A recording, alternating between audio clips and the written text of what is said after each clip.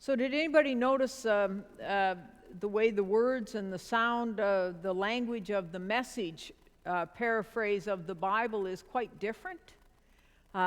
It's very much more earthy, and it's in kind of contemporary phrasing. Well, Eugene Peterson, who rewrote the entire Bible in what he considered to be just the everyday language of the people, was a huge task. And he had the energy to do that because he was a scholar, and he was steeped in Hebrew and Latin and Greek, and when he read the Gospel of Mark in its original language and from a very early translation, he realized that actually, although we've made the Bible into a very sacred book, and we added a whole bunch of these and thous and made it seem like it was too like kind of exalted literature, Eugene Peterson said, you know what? The Bible in its day was written with a very earthy kind of language and a very earthy phraseology. He said, you didn't have to be a scholar to be telling the stories of Jesus. These stories got passed down, and they were just told by ordinary folks like the fishermen who didn't have an education. And he said, you know, we lose the everydayness of the Bible stories and the wisdom when we make it sound like you have to be really educated in order to read it. Because the Bible was the book of the poor and the everyday, and it was expressed often in their everyday language. What energy it must have taken for Eugene Peterson to paraphrase the entire Bible story into very contemporary English language. But the church has always run when there's been Spirit-led energy to inform it. We have our own version of Spirit-led energy in Julie Ng here in our congregation. I have seldom had the privilege to work with somebody who can come up with way more ideas than I can, and who doesn't speak English as a first language, but can kind of get the message out while I'm still thinking about it. So Julie's been representing St. Aidan's at a national church meeting, and it was a privilege for us to be recognized at that meeting, and she's going to tell us about that. She's also going to tell us about the Royal Roads partnership that we have here at St. Aidan's with Royal Roads University, and introduce some of the students. I'm stopping talking now. Hello, everyone. Good morning. So let me start with, the summary of the meeting that I attended on June 6th to 8th. It was the, intercultural ministry, were actually organized and sponsored by the Chinese Association of the United Church of Canada. Okay. The participants who attended, so it was from different provinces and different cities. One thing that I feel that it was quite interesting in the first morning, because when it was the first morning for all of us to meet with each other, even though in the picture it might be hard to see because they're quite small, but it was obvious that, most of them are Asian, right? Well, say all of them. However, in the morning when we meet for coffee and breakfast, we meet and say immediately, how are you, good morning, and then in Mandarin, ni hao, in Cantonese, lei ho. So it's like you hear different languages, and then we'll ask where you're from, what language you speak. I thought it was pretty neat because, we were very open-minded, and we all know that we cannot assume everyone speak the same language as you do. So I think it was very welcoming, and I think even in that just very short morning coffee time, we noticed there were some that, understand the language, let's say, understand English but do not, know how to write, or maybe some people would understand Chinese but do not know how to say it. So that's why in the introduction session that first morning, we say we will, be using English. However, whoever's sitting next to you will try to, translate. Because, we realized a couple years ago, they started the conference speaking just Cantonese, then adding in Mandarin, and now, speaking 3 languages. So it was, quite an interesting introduction. So, the one thing that we were all in common that attended the meeting was that we know that we call ourselves the liberated Christians who are joining, the meeting together. So it was, something that we all had in common. Then we talked about, United Church actually started, in the English language. Then, as some of the churches moved into the intercultural ministry area, and then they realized there were different languages, churches, but they were working in silos. However, so this Chinese Association of United Church trying to pull everyone together, and 3 churches across Canada has been identified, and St. Aidan's has been identified to be one of those English congregation extending to the cultures of others, okay?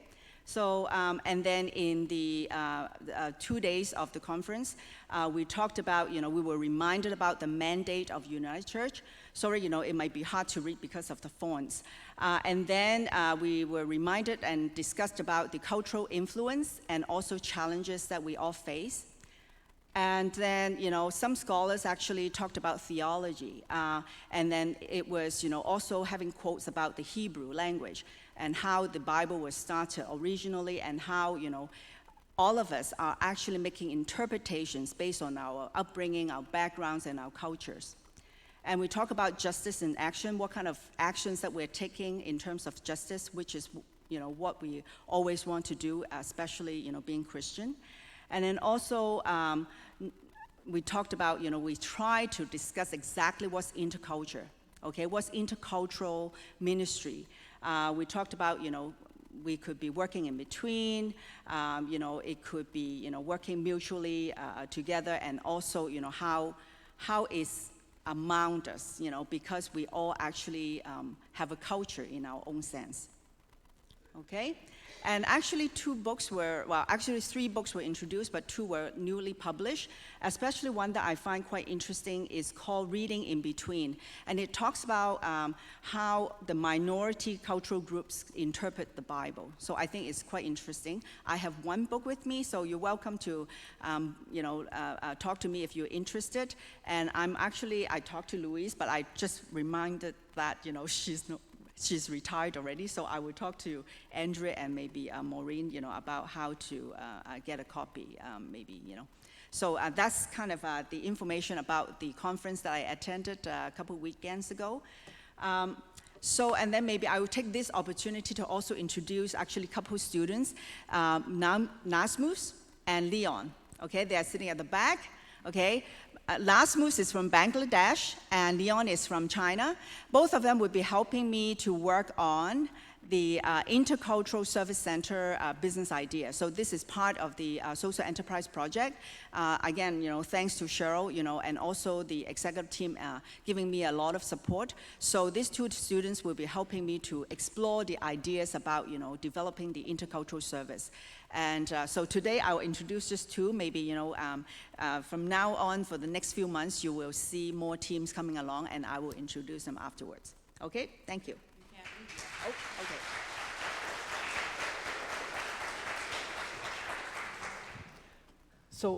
So Julie, if I could just ask you a couple of questions? Sure. Okay? She doesn't know this is happening.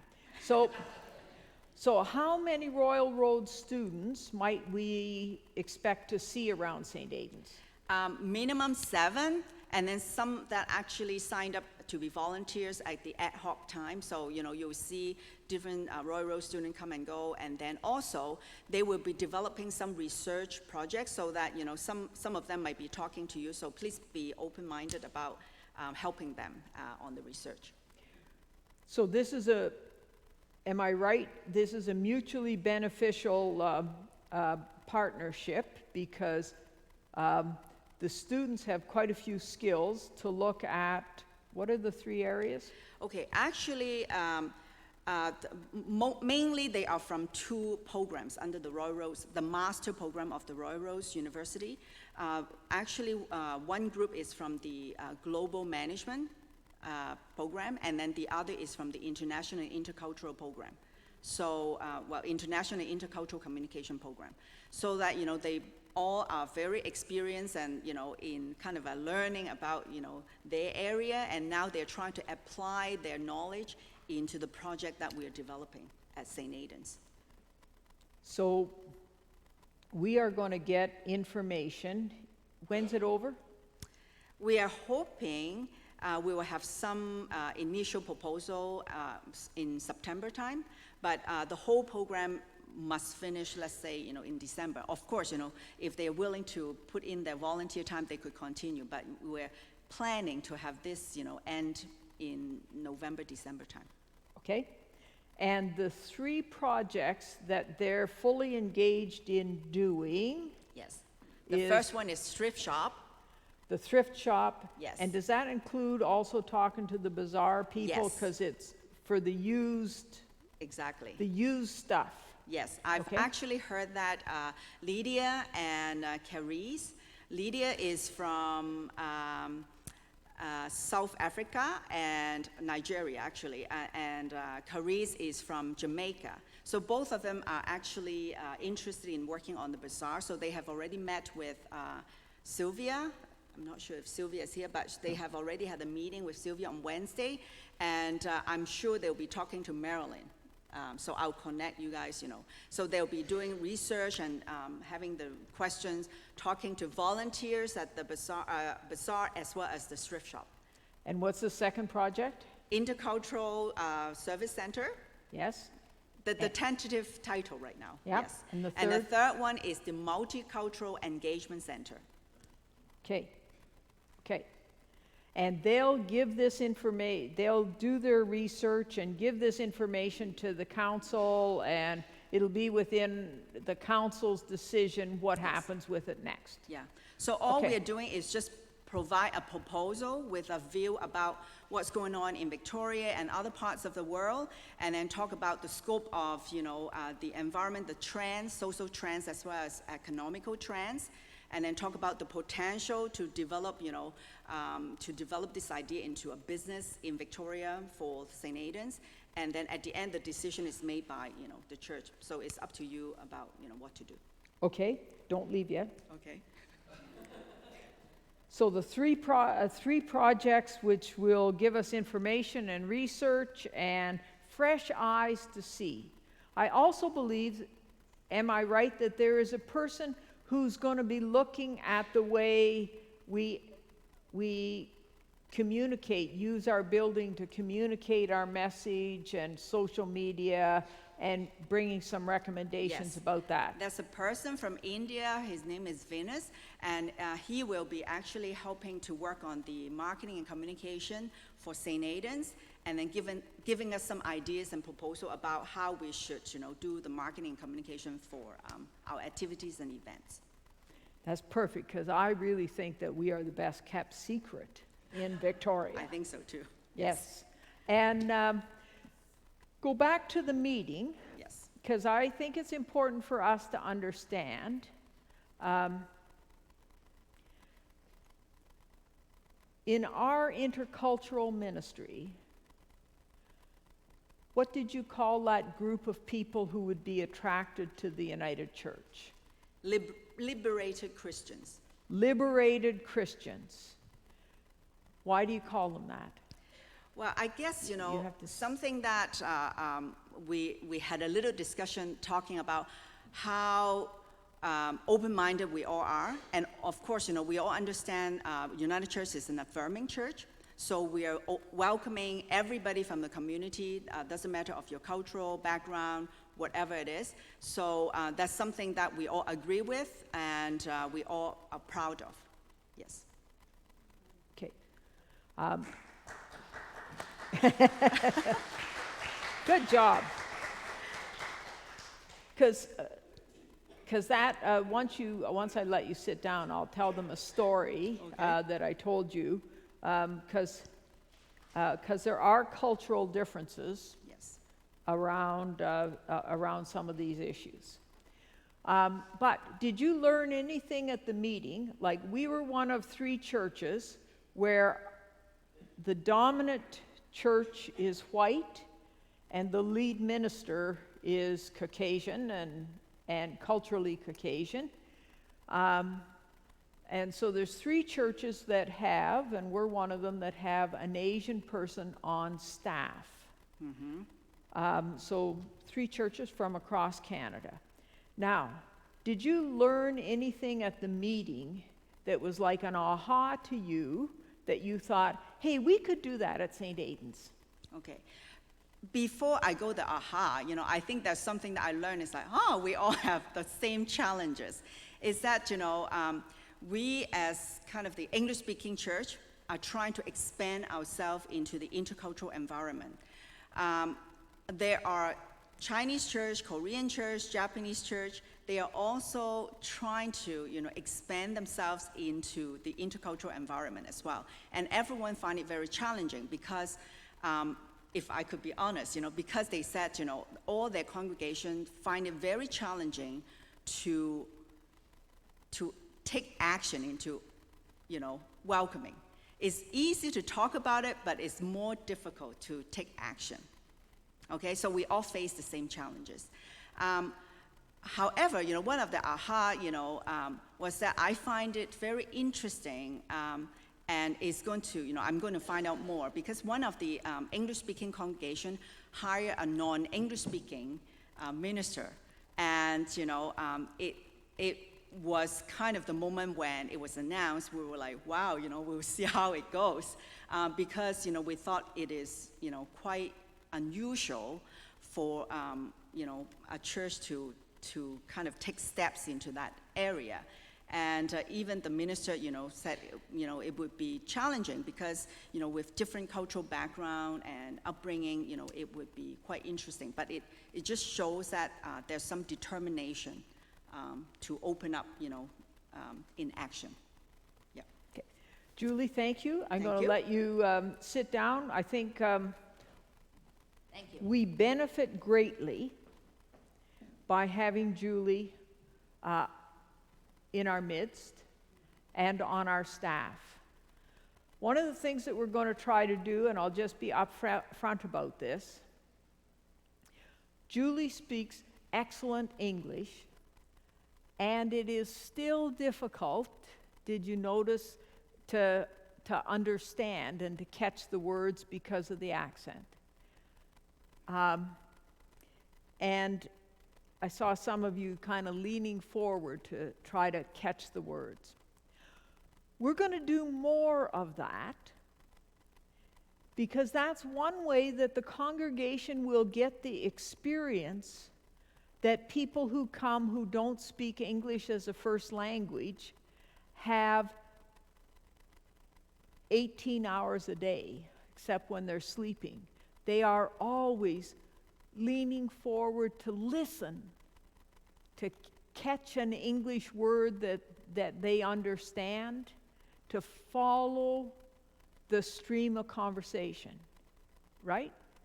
So one of the things that we're going to try to do is to have multiple accents speaking so that we get us a way to identify with how much work it is to be listening to someone who doesn't speak with the same cadence that we do. And that'll be just a part of our work as an an increasingly intercultural congregation. I told Julie a story, and I want to tell it to you because I love the term, and it's new to me, the liberated Christians from the Asian countries, because the United Church will not appeal to the more conservative elements of the intercultural community. We know that. I know it from a personal experience, and I might already have told you, but I will never forget this, so bear with me if I'm repeating myself. When Sheila and I got married, we were at West Point Grey. I was at West Point Grey United Church as the minister, and the church was hosting the wedding. And it had been a very wonderful thing for West Point Grey, because they had come to see, as they discussed about the wedding, how liberal most of them were. And they hadn't known that about each other. And so it changed the nature of the openness of that congregation, because they knew, aside from the one person who left, that they were really open-minded and actually quite progressive. So Sheila and I are getting married, and I think it's going to be on a Saturday, and Friday I had the intercultural Bible study there. And we had about 15, 16 people who came for Bible study. And we were a great group. I enjoyed it tremendously. Some flowers were delivered to the church for me and for the wedding. So one of them, Julian, who I love to this day, came in and said, "Why are you getting flowers? You never get flowers. Why are you getting flowers?" I said, well, there's a special event coming, so I got flowers. What special event? She was like I knew her well, I thought, and I said, well, to tell you the truth, I'm getting married tomorrow. She said, oh, you never bring your husband around. Where is he? I said, well, he's a she. She stopped. She said, that is good. That is good.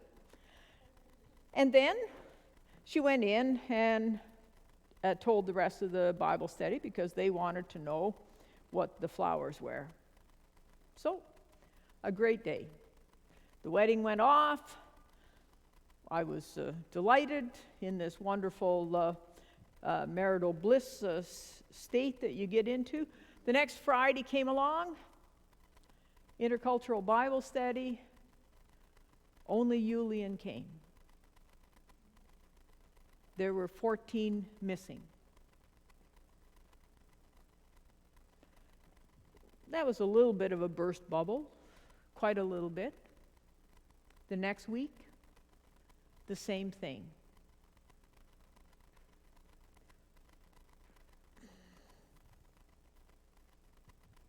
It's always hard to tell these stories publicly, you know. It takes you by surprise. I was quite hurt. But I went on, because I didn't know. And Julian and I became even better friends, and she thought they were just stupid. But she said it's cultural. So a year went by, and just about a year to the date, one of the members of the group, who had been kind of an organizer, phoned me and said, "Cheryl, what time is Bible study?" I said, "There is no Bible study. It's been canceled." She said, "Cheryl, what time is Bible study?" I said, nobody's coming. We don't have Bible study.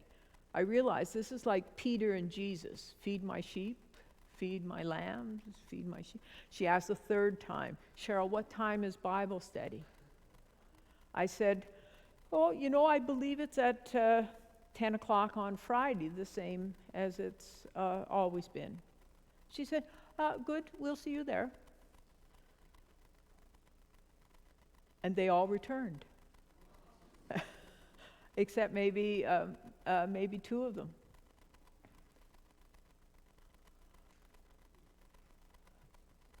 I can't say to this day that I totally understand what happened. I think what happened was Julian was working with them behind the scenes. And, but whatever. They came back, and it was as if we had simply left the conversation the week before. There are different cultural sensitivities around many of the things, many of the key issues. I also know firsthand that there is tremendous growth that happens both with, for me and for the West Point Grey congregation and for the intercultural people. It wasn't very long after that one of the people came to me and said, I think my daughter might be having trouble. Maybe you could talk to her. So,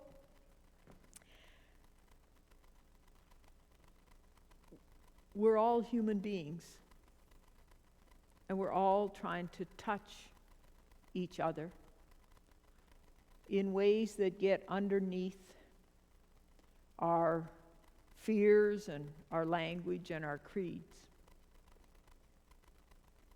And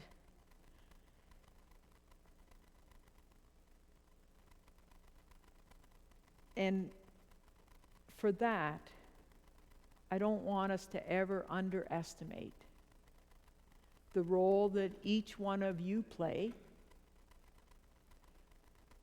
in the way you engage with every intercultural person who comes into the building, and the way you make the hospitality and your listening and conversation. It means the world to people who have ventured in. And I don't want us to underestimate the value that Julie brings to leadership and to helping us be the kind of congregation that the liberated Christians of all cultures will find an embracing community. I think that is the Pentecost story. Thanks for listening.